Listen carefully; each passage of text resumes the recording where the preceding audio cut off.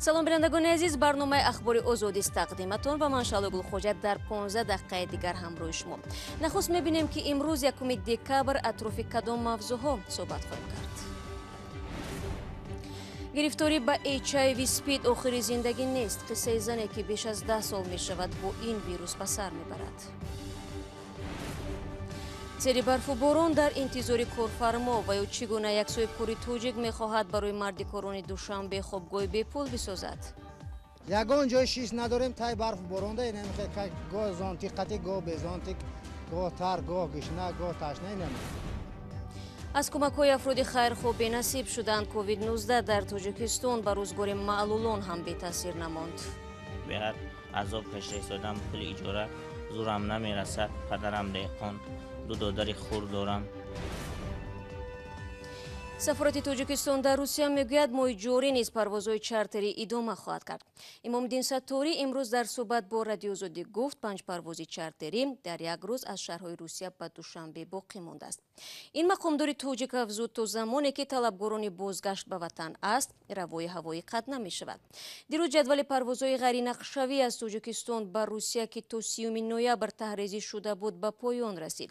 Имомиддин Сатторӣ мегӯяд агар рӯйхат нашр ҳам нашавад, ширкатҳо парвозро давом медиҳанд.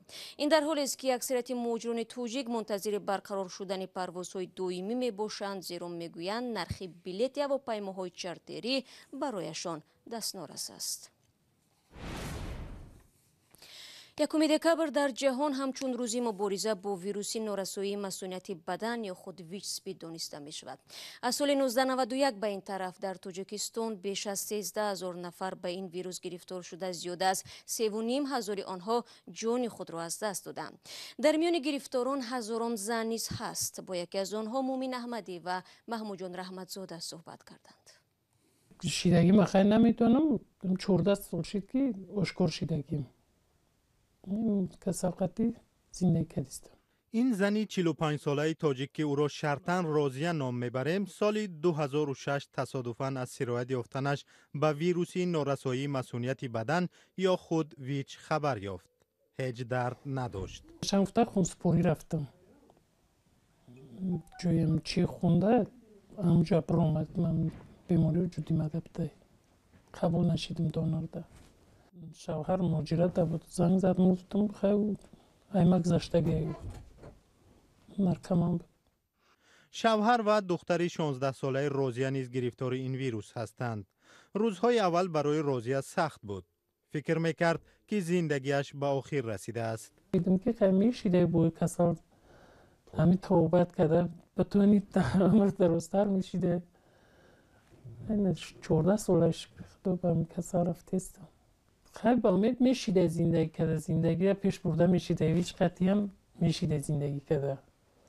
اما وقتی روایت کرد توبت همشه دخترچم هم سر با شرونه سوزه نغزه 16 سالش. روزیه میگوید پیدا شدن کرونا توجه به بیماری ویچ سپید را کم کرد.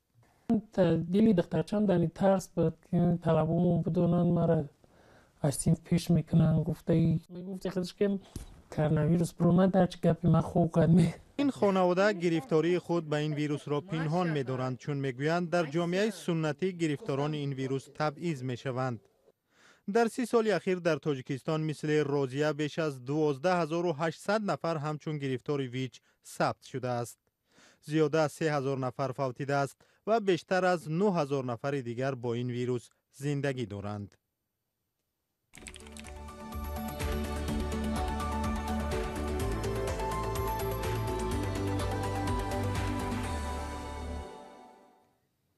ин барномаи хабарии Радиои Озодист. як соҳибкори тоҷик дар фикри бунёди хобгоҳи бепул ба марди короне шудааст ки дар Душанбе барои пайдо кардани шуғл ҷамъ мешаванд. ӯ дар ин замина ба шаҳрдорӣ муроҷиат кардааст. ҳамарӯза садҳо нафар аз марди корон дар гармиву сардӣ аз субҳ то шом дар интизори корфармоён мемонанд.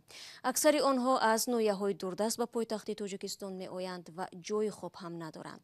идомаи мавзӯъ дар гузориши Мирзонабии Холиқзод. خیرالله نصرالدینов маконеро нишон медиҳад ки мехоҳад дар он ҷо барои корҷӯён хобгоҳ бунёд кунад. در این قسمت دوشنبه به طور خودجوش مردیکار بازار کلان تشکیل شده است. طرح بنیاد خوابگاه الکی آماده و باید از 2 آشیانه عبارت باشد. در قبط یکم مردیکاران کارفرمایان را منتظر می شوند، در آشیانه دوم می توانند بی پول شستشو و برای خود جای خواب پیدا کنند. خیرالله زمان آن در فکر بنیاد خوابگاه برای مردیکاران افتاد که در روز برفی از این بازار می گذشت. برای اینجا رو ساختن با من یگان حجت صاحب ملکی لازم نیست. مثلا وقتی که ساختمش میتونن که در همین بالانس یعنی رایون بسازن، مثلا من زید نیستم. برای خیرالله این اولین لایحه اجتماعی نیست. سال گذشته او در زادگاهش کولاب در اختیار افراد بی سرپناه منزلش را گذاشت.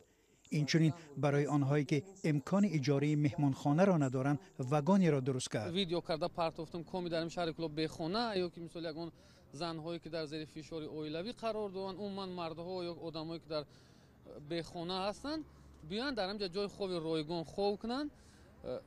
از ما هیچ چیز نمیره، یگان جای خونه کم هم نمیشود. در پایتخت تاجیکستان 4 بازار خودجوش تشکیل شده است که در آنها اکثرا افراد جویای کار از تمام گوشه و کنار کشور جمع می‌آیند. مردیکاران اساساً برای مدت کوتاه به حساب میانه برای 1 و یا 2 شبانه روز کرا کرده می‌شوند. مبلغ درآمد در یک روز تقریباً از 45 تا 50 سامانی را تشکیل می‌دهد. با وجود چنین حق مزد کم نیز پیدا کردن مشغولیت نه به همه کارجویان دست می‌دهد. بعضی از آنها روزها منتظر کارفرما میمانند. کرونا میستیم جدا میستیم تعیین نویسوده میستیم کو وقت نیم برده میست آخرش میستیم زور اومد کار میکنیم سه آدمو گلاک دور آخرش سه گلاک شور گلاک نون میگه خی کار نیست یک جوری کرونا برف داخل خشبتا میبی خشنتا نمیبی ما خونه دا میشنیم با های برف بارون دا هست میای رزق مقصد نویای فرخور اینجا یک موزه بر میموری کار نیفتی. یگان جای شیش نداریم تای برف بارونده نمیخواد که گاه زانتیقتی گاه بزانتیک گاه تر گاه گشنه گاه تشنه نمیخواد. این گونه بازار کار تقریبا در هر شهر تاجیکستان وجود دارد. سال گذشته وزارت مهنت تاجیکستان مسئله بنیاد سرایهای مخصوص و نصب کردن نشستگاه‌ها را برای کارجویان به میان گذاشته بود، ولی این پیشنهاد در حال به گوش فراموشی رفته بود. عملا خیرالله نصرالدینوف از نخستین نفری است که دست به کار می شود و از مقامات درخواست نمود که برای بنیاد خوابگاه برایش جای جدا کنند. برنامه خبری رو ادامه میدیم. حالا برای شما در باره روزگار یک خانواده نقل میکنم که خروج بیماری کووید 19 آنها را از کمک افراد خیرخواه محروم کرد. پدر این خاندان که معلول است در چنین شرایط راهی را پیدا نمود که تا اندازه برای پیشبرد روزگار کمک میکند، ولی با این هم میگویند چشم امید به سوی مقامات میبندند تا دستشان را بگیرند. برای یوسفی گزارش میدهد. وبای همگیر کرونا ویروس ضربه سنگینی به روزگار نور محمد معلول نیز وارد کرد. این وبا امیدی صاحب منزل شدن نور محمد را که سالها منتظرش بود از دستش ربود. من از طرف یک صاحبکار یک قطعه زمین به من توفه کرده بود. من اون زمین رو از دست دادم در این داروی کرونا ویروس، چون که زنی من با جراحی تولد میکند. من در این ردامی یک دوشنبه زنم را بردم با جراحی به 6000 سامانی یکی به یک من رسخود کردم و باقی مانده اون پول رو من در زندگی استفاده بردم و اجاره پولی دادم. اون پول برای من اون زمین رو همین قدر با پول ارزان یعنی از دست دادم در رفت. نور محمد که قبلا از کمک‌های زیادی مهاجران کاری برخوردار بود، در زمان کرونا ویروس این کمک‌ها نیز تقریباً قطع شدند. چند سوم گذرانم؟ 15 سوم؟ مایلش نصیب. محض در دوره خروج پاندمیای کرونا ویروس نور محمد شغل نیز پیدا کرد. با برنامه مخصوص به تلفن همسایه و شناسا پول می‌گذراند. فایده کوچک از این کار را برای روزگذرانی خرج می‌کند. یعنی من با قول دلیریس یعنی شد میگذرونم به حق همسایه ها و گرد اطراف. نور محمد را یک اشتباه طبیب هنگام گذرانیدن سوزاندارو برای همیشه از پای روان محروم کرد. 33 سال قبل وقتی که نور محمد همگی 6 ماهه بود، قربانی خطای دکتر شد. حرارتی بلند، دکتری که نو تجربه و رگی نروی میزند، من فلج میشم. нурмуҳаммад хонум ва ду фарзанди солим дорад, аммо мегӯяд мушкили зиндагӣ ӯ ва хонаводаашро аз ноҳияи кушониён ба Душанбе овард ва ба иҷоранишинӣ маҷбур кард. дар зиндагӣ беҳад азоб кашида истодам, пули иҷора зурам намерасад. Падарам деҳқон, ду додари хур дорам. онҳо агар калон бошанд шояд маро дастгирӣ мекарданд. бинобар ҳамин ман беҳад вазъи иқтисодиам вазбин аст. ман 950 сомон дар ҳамин хона иҷора метиҳам. зулайхо ҳамсари нурмуҳаммад ҳарчанд медонист ки шавҳари ояндааш маълул аст, аммо бо ӯ хонадор шуд. ӯ ҳарчанд борҳо аз бархи нафарон суханони таънаомез шунидааст ва бо ин марди маълул зиндагии мушкил дорад, аммо аз интихоби кардааш розӣ аст. рафтем дуромадам гузаронданма дуромадам гуфтум ки ҳами хел ма чӣ дорум хайр шӯи маъюб дорум мисол мигирем ба ман ёрдам чӣ гашт гуфт ки барои чӣ гуфт гирифти маъюба. ман гуфтам иноам дил дорам, иноам гуфтам дунёи худшона дорам. гуфтам иёра ки мо нагирем, гуфтам ки мегира и гуфтам маъюб та ҳам тақдири худша бигира. гуфтам дута маъюб ба ки дар корам. رو می‌آوریم به بلاروس. بعد انتخابات پرزیدنتی در بلاروس و قیام مردمی بر ضد حکومت الکساندر لوکاشنکو، رسانه‌های دولتی این کشور با مصاحبان به ویژه آنهایی که از رژیم فعلی پشتیبانی می‌کنند شدیداً احتیاج دارند، زیرا مردم نمی‌خواهند با این رسانه‌ها صحبت کنند. از اینجاست که در تلویزیون دولتی بلاروس چند قهرمان قلبکی در سیماهای مختلف و نقش گوناگون ظهور می‌کنند. درباره یکی از آنها در گزارشی نوبتی نقل می شود. تلویزیون دولتی بلاروس درباره اعتراضهای عمومی در این کشور مصاحبه‌های ساخته‌کارانه نشر می‌کند. یولیا ارتیوخ خبرنگار تلویزیون دولتی STV در بلاروس است، ولی در نوارهای دیگر او چون یک فعال شهروندی و اشتراکچی معرکه‌ها به جانبداری از حکومت ظاهر می‌شود. در این گزارش ساخته‌کارانه تلویزیون دولتی گفته می‌شود که اعتراضگران خشونت و بیدادگری می‌کنند. یولیا ارتیوخ در اینجا چون یک مادری سرفرزند معرفی می‌شود. در گزارش گفته نمی‌شود که ارتیوخ خبرنگاری تلویزیون است. رفتار آنها رادیکالی و خشن است. این کار درست نیست. همه در حیرت و نگرانند. ناآرامی‌ها در بلاروس پس از انتخابات پرزیدنتی در ماه آگوست سر زد. بعد اعلان نتیجه ها مردم به خیابان برآمدند و حکومت را به تقلب گسترده متهم کردند. ماه سپتامبر تلویزیون دولتی بلاروس با نشر یک گزارش گفت زنان از اعتراض های پی در پی در کشور خسته شدند. در بین مصاحبان دیگر در این گزارش یولیا ارتیوخ مادر سرفرزند معرفی شد. من در وحشتم. من نمیفهمم.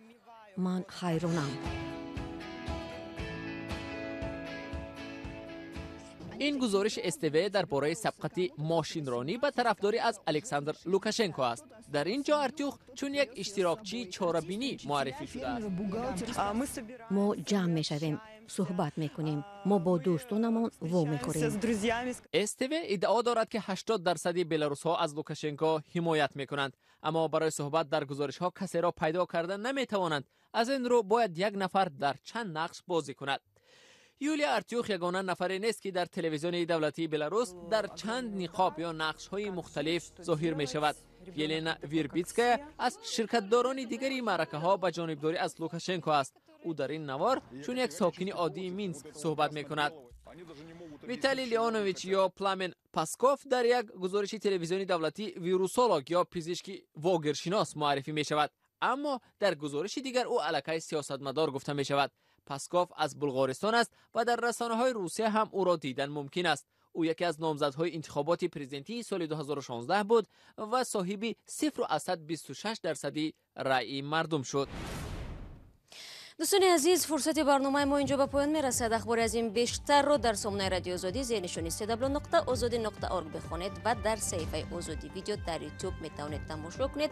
عزیزان یادتان نرود فردا شما را با خبرهای نو و تازه منتظر خواهیم بود. تا آن دم خود را احتیاط کنید و خدا نگهدارتان.